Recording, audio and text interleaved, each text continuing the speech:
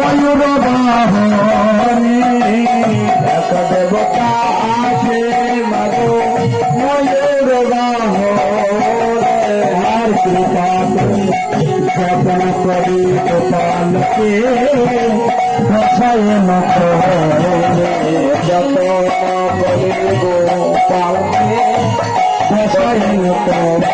তোমার শুনো, আমরা তো গোচারণে যাই, এই রূপে সে মুশিক ইঁদুরের পিঠে এক দেবতা আছে, গণেশ দেবতা, বিশাল বড় পেট, ওই ঘড়ির উপর রেখে গোপালকে কত সুন্দর নৃত্য করে মা। আবার ময়ূরের পিঠে আরেক দেবী আসে, কত সুন্দর দেখতে মা।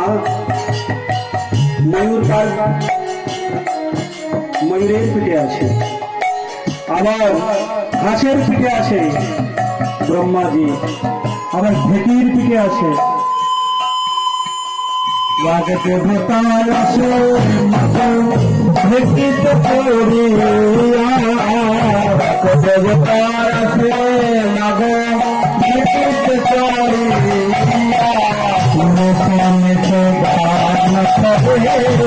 কৃষ্ণ কৃষ্ণ বলিয়া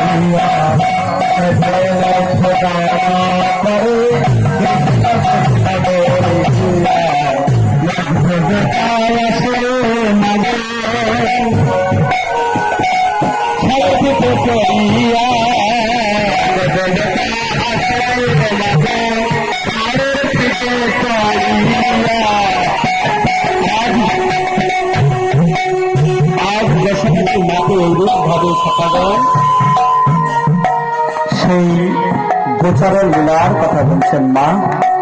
সমস্ত দেবতারা সেই গোচারণে এসে তোমার গোপালকে কত যত্ন করে, কত আদর করে, প্রণাম করে গোপালকে।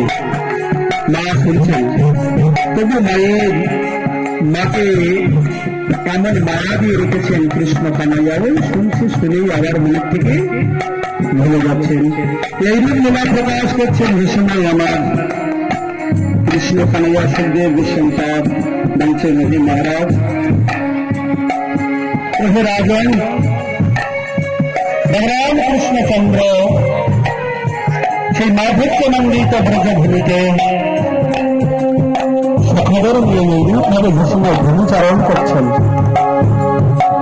ভূমি চড়াচ্ছেন। সেই সময় যে সময় তিনি গতিতে গমন করছেন,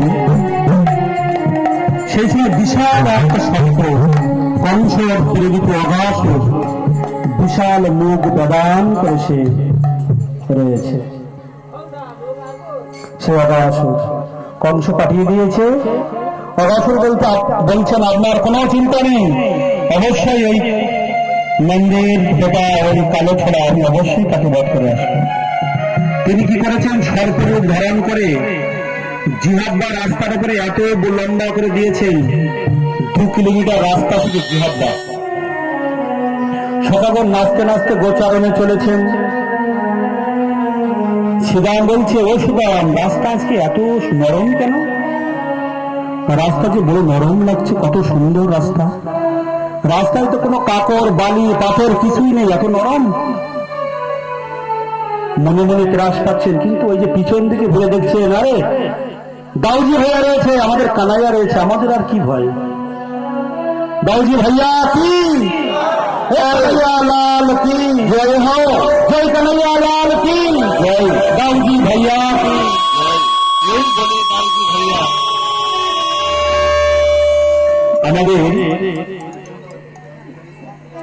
আমাদের প্রভুপাদের গানের মধ্যে রাধা দাসী ব্রজবালা বলে একজন ভক্ত ছিলেন, আমাদের রাধিকানাথ প্রভুর শিষ্য।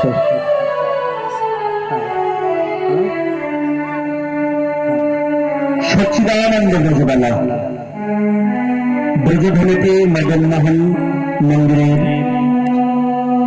ওখানে সিঁড়ির নিচেতে আমাদের আদিত্যনাথ প্রভু ভোজন করতেন। তাহার শিষ্য ছিলেন সচ্চিদানন্দ ব্রজবালা। তিনি এই ব্রজবাসীদের ঘরে ঘরে গিয়ে না এই কীর্তনটা করতেন। আজকে দাউজি ভাইয়ার জ্বর দিয়ে দিতে গিয়ে নাম মনে পড়ে গেল। তিনি এই ব্রজবাসীর দুয়ারে দুয়ারে গিয়ে বলতেন, নিতাই গৌরাঙ্গ বললে তো কেউ চিনত না, কে নিতাই কে গৌর। বলতেন, তোমরা বলো নিতাই গৌরাঙ্গ কহবি ভাইয়া,